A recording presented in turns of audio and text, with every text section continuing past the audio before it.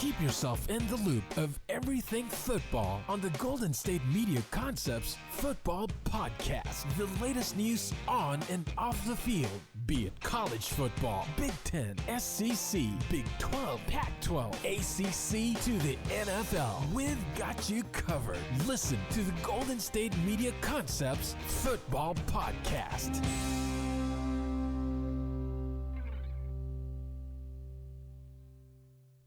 And welcome everybody to another edition of the GSMC Football Podcast Patreon exclusive content episode.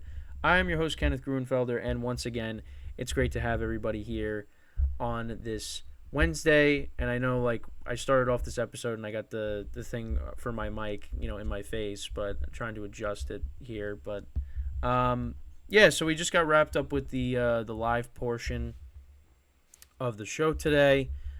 We talked about a lot of different things. Obviously, we talked about who the best team in the AFC is right now. Is Brock Purdy a system quarterback or not? Will the Jets make the playoffs? And then we went through the stat leaders after Week 6. So, the first three topics, different topics, of course. Obviously, talking about the top teams in the AFC. You have the Chiefs, the Bills, and the Dolphins. Right now, that's who I would say you'd have to decide between those three teams. But I did say I would lean towards more picking either the Chiefs or the Bills, just because, based off of what the Bills were able to do to the Dolphins a couple of weeks ago. And then obviously those two teams will meet at the end of the regular season. So, that could very well decide home field advantage and the division. The Chiefs obviously haven't looked great offensively, but they're still 5-1, and they could very easily be undefeated. If that pick six didn't happen in that game, and if receivers could have caught the ball, the Chiefs probably end up winning the game. But that ended up not happening, and they have one loss on the season. But again, when it's against the Lions, and the Lions are a very good team, so it's not like they lost to a bad team and that happened. So, but, and I think the Chiefs will figure it out. I think they will. It's just, right now, they're working through some things. And, this is something that happened to them a couple years ago, and I keep bringing it up, in 2021. Obviously, they struggled a little bit, but they were able to figure it out, and they made the playoffs, and, everything was okay. Everything worked out. So, but it's right now it's tough because I want to see these teams play against each other, and obviously big games are coming up. We got the Dolphins and the Chiefs playing each other in Germany, which I brought up. That's going to be happening soon. And that's a great game, and that's those two teams are going to be fighting for the top spot in the AFC because right now they got the top two records. Obviously I went through, some of my concerns with these teams, the Dolphins defense, Tua's consistency as well. But he's looked great. The Bills, their offense has been struggling a little bit the last couple of weeks, and, the injuries on defense as well. The Chiefs trying to, find a rhythm on offense. But you know what? The Chiefs, their defense has been playing very well this year. And I think, that's something I talked about. That's not something that they've had, for a while. Is in the Patrick Mahomes era is a good defense, and they won the Super Bowl last year. They won in 2019. But this defense might be the best defense that they've had in the Patrick Mahomes era. It's possible, and I think obviously having Chris Jones back is huge. Because he's their best player on defense. And, they got some young players on defense that are doing well. Nick Bolton, L'Jarius Sneed, obviously. So, the Chiefs, and then they just brought back Frank Clark, to help out, rushing the passer. So, listen, I think I still got to side with the Chiefs just because it's the Chiefs. But you know what? The Bills, they beat them in the regular season last year. So we'll see. We'll see. And then obviously, the biggest, the title of the episode was, is Brock Purdy a system quarterback? And, obviously it's, like I said, I could see it both ways. I could see why people think yes. I see why people think no. For me, it's like it's a small sample size. So like, you know, I don't want to jump the gun and say whether it is yes or no. But, when I was looking at the stat leaders, I mean, Brock Purdy is second in passer rating. Like, was Jimmy Garoppolo doing that when he was the quarterback of the Niners? Like, he definitely wasn't. I mean, I have to go back and look, but I don't think at any point during Garoppolo's tenure with the 49ers, I mean, maybe those last 5 games when he was first acquired, but I don't think there really was any point where you look at Garoppolo and say, yeah, I mean, he had a top passer rating in the NFL. I mean, listen, I think he's a solid quarterback. I mean, again, you'd have to go back and look. And if that was the case, then that's, my bad. But, listen, my thing is, I think Brock Purdy is doing stuff with this offense that, Trey Lance and Jimmy Garoppolo just wouldn't be able to do. But I understand, like, obviously getting McCaffrey was, great for the Niners. That was huge for them. And they should be, praised for, getting him because, I mean, listen, Elijah Mitchell is a good running back, but he's not Christian McCaffrey. I mean, Christian McCaffrey, does so many things, whether it's coming out of the backfield, catching passes. He's a versatile player. Now, he's not a power runner, but listen, I mean, he could do it. He could do it all, really. But, again, like, I understand why people think that he is a system quarterback just because the talent around him, who's the head coach. And, if you put Brock Purdy on another team, like, he's not going to be doing what he's doing right now. So, yeah, it kind of looks like you could, when you talk about that, you could say, yeah, he's a system quarterback. But the other thing, too, is, like, the guy's got to make the throws. And if he doesn't make the throws, then, then he's a non-quarterback, really, like, but, he makes the throws, he's accurate, and again, he doesn't have the greatest arm, but you know what, he gets the ball where it needs to be, and you saw in the championship game, like, what happened with the Niners when they threw in Josh Johnson. He couldn't do anything, he was turning the ball over, and again, he got thrown into the fire, but you can't put any quarterback back there and expect them to succeed. You can't. Like, you have the Niners have one of the best situations in the NFL for a quarterback. But you can't tell me you put, like, I don't know, like one of the worst quarterbacks you could think of. Like, when you put, like, Nathan Peterman back there, for example. Like, is Nathan Peterman going to be doing what Brock Purdy was doing? Probably not. Probably not. And the other thing, too, is Brock Purdy was the last pick in the draft. Was the last pick. Now, you would think if you're the last guy picked, you're not really going to make an impact on your team.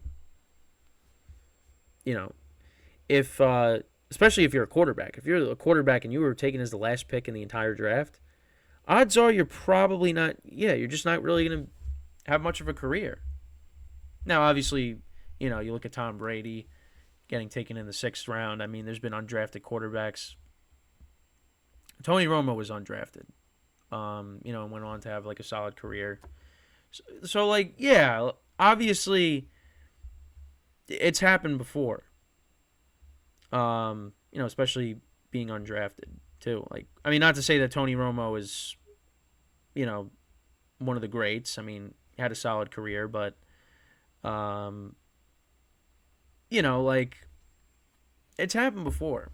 And Brock Purdy, like, but you're talking about a guy that was the last pick in the draft. I mean, it's just crazy that, and now what he's doing. It's unbelievable. But yeah, he's got to make the throws, and he makes the throws. But again, I understand, like, you put him on any other situation, like, what is he going to be? And he's not going to be nearly as good. And I don't look at him as like an elite quarterback. I think he's a very good quarterback. But I don't look at him as like an elite level quarterback. And I just like what he's doing with this team. I feel like he could. I feel like the Niners can win a Super Bowl with him. And they probably could have won the Super Bowl with Garoppolo. They should have against the Chiefs, but they blew it. But, it ended up not happening. And, now Garoppolo is with the Raiders. But the Niners really like Brock Purdy. I mean, they let go of Garoppolo. They traded Trey Lance. I mean, Brock Purdy is their guy now. And that's going to be the case as long as, they got George Kittle, they got Christian McCaffrey, Deebo Samuel, Brandon Ayuk. They're gonna ride it with him. And it helps when you got a very good defense. Niners have arguably the best defense in the NFL. So combination of all those things, yeah, Brock Purdy's in a great situation. But at the same time, you can't say you could put anybody back there and they're going to succeed. Because that's just not true. I don't know, but obviously this is going to be a discussion that's going to continue to be had. They did, and it's easier to say that he is a system quarterback because the Niners lost on Sunday. And he's played in playoff games and he's played well. We unfortunately didn't get to see what he was going to do in the championship game because, he got hurt against the Eagles. But now they play the Eagles later in the year. So we'll see. But I think it's like too early to say, whether he is a system quarterback or he isn't. Because I feel like it's still a small sample size. But again, I understand both sides of it. So. And then obviously the other topic was, the Jets, discussing their playoff chances. And yeah, I like their playoff chances. I do. Because, listen, what they've been able to do against elite quarterbacks, 2 touchdowns to, right, 2 touchdowns or 3 touchdowns to 8 interceptions. I mean, that's great. What this defense has been able to do. Now, I mean, first of all, that last interception that Hurts threw, he should not have thrown that. The Eagles should have ran the ball, but they tried winning it there, and that backfired on them, and Jets ended up winning the game. I think with their defense, and if they run the ball well, and Zach Wilson doesn't turn the ball over, they're going to win games. And I think they could definitely get to 9 wins. I think that is a very good possibility because the schedule is not impossible. They got through the tough part of their schedule. So now, now you take it from there. You go into the bye, you come out against the Giants who aren't good. You should beat the Giants. The Chargers didn't look good on Monday. They should be able to beat them. I really do think that they I really do think they could get it done and make the playoffs. So we'll see. We will have to wait and see. But I like their schedule. They got 3 straight home games. Obviously, you still got Miami to play on the schedule. You still got Buffalo in Buffalo on the schedule. You do play the Patriots one more time, which the only reason why I'd even consider that a tough game is just because they can't beat the Patriots. They can't. And it really, I don't understand it.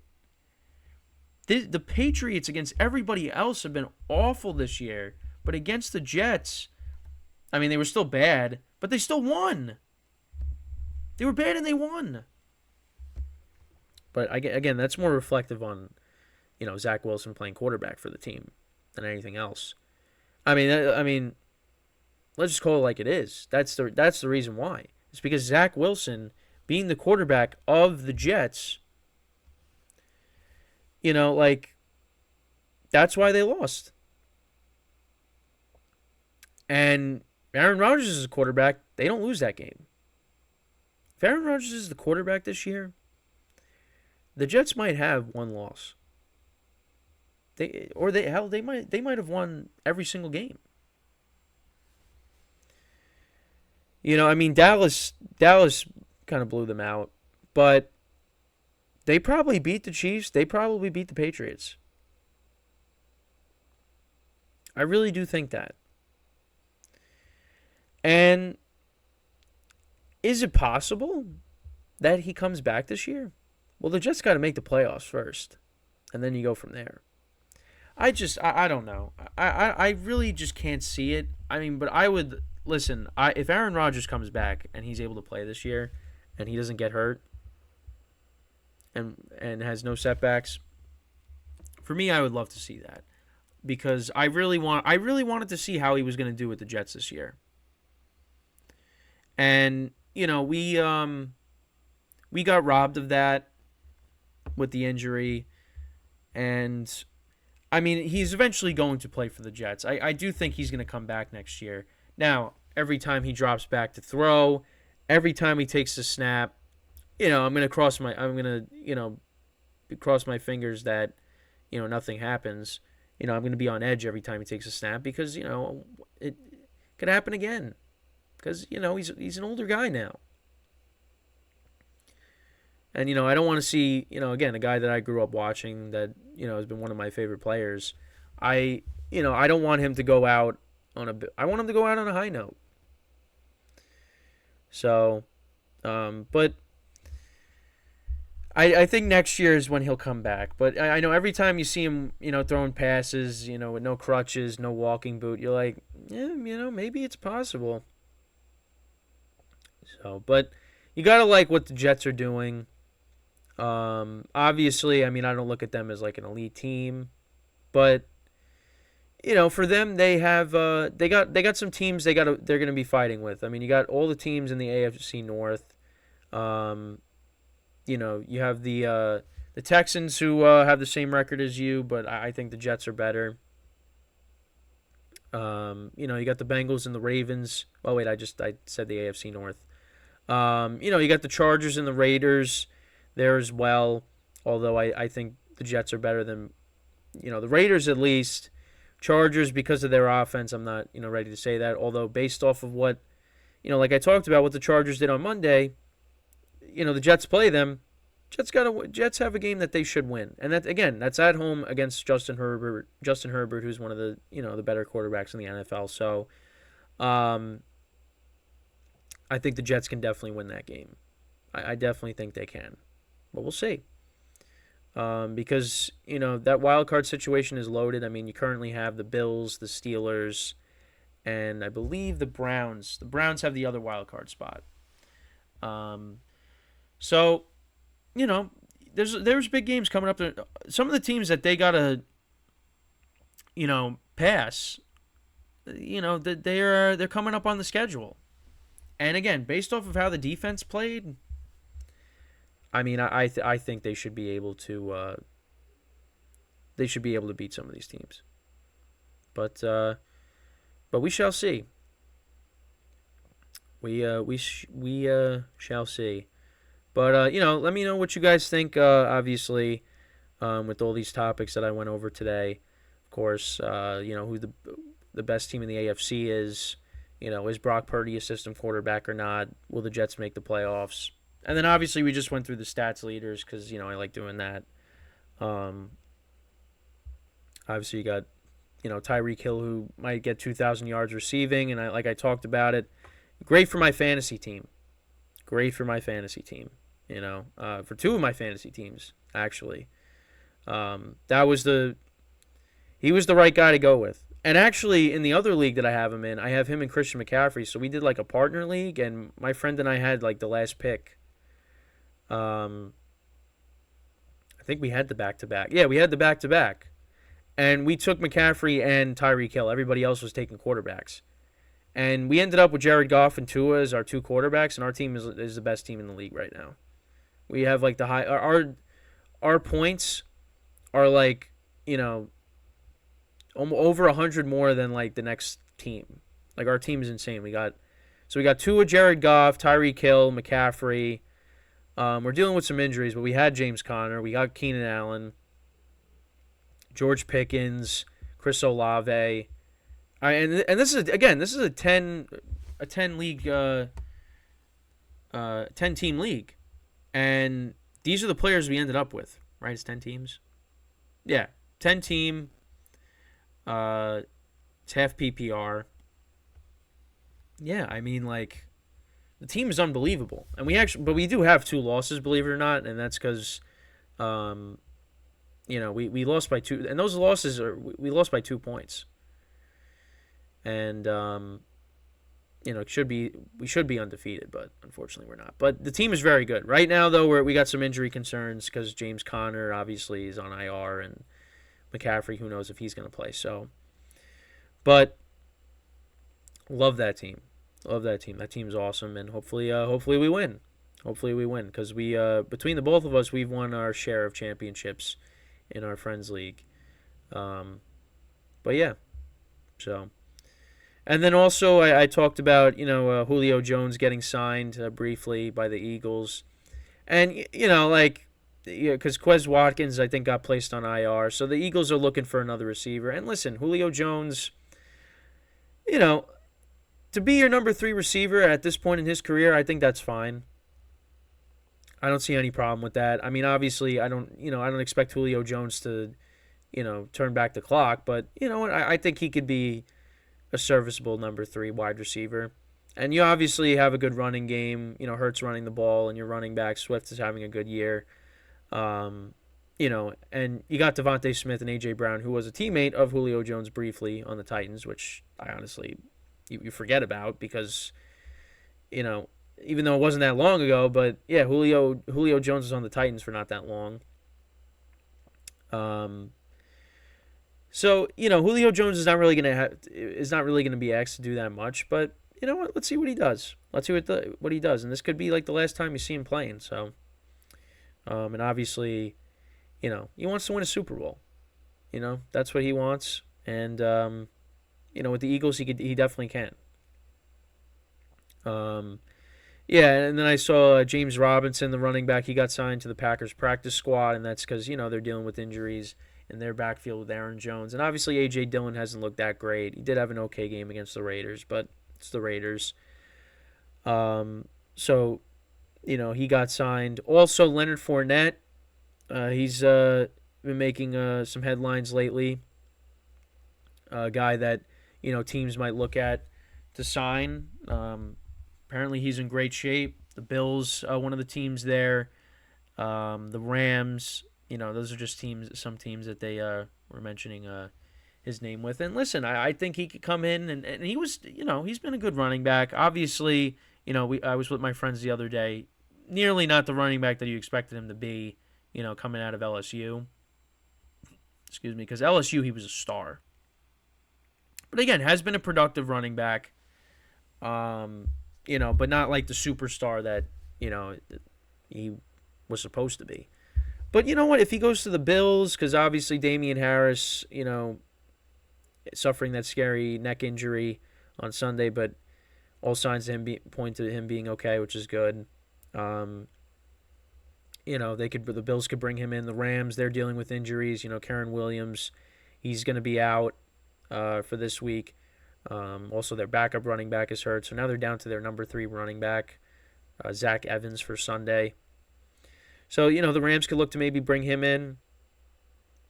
We'll just see. We'll have to see. But I think regardless of where Fournette goes, he should be productive. Because, he was good last year.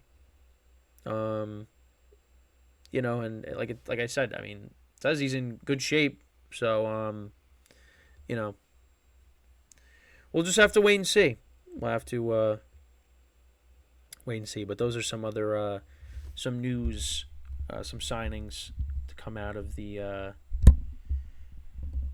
NFL in terms of signings. And then obviously we got the trade deadline coming up. So receivers could be moved. Like I said, I think the Chiefs, they got to make a move and try to get a receiver because the receiver group is not the best right now.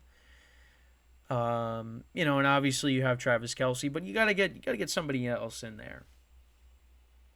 So we'll see. I know that the Vikings, it doesn't seem like they're going to trade Kirk Cousins. So he's going to stick around. But we'll see. We'll see how it all goes. It's coming up in a couple of weeks, and we'll cover all the trades when they go down, if any. So, but yeah, I mean, that's pretty much it. With this edition of the Patreon exclusive content episode, obviously, we'll have one tomorrow, and then on Friday we'll have the double show, baseball and football. So I'll get into the playoffs, continue my discussion with the playoff series. The Phillies took a 2-0 lead last night, winning 10-0 over the Diamondbacks. The Rangers are up 2-0 against the Astros. Game 3 is today, so that's going on.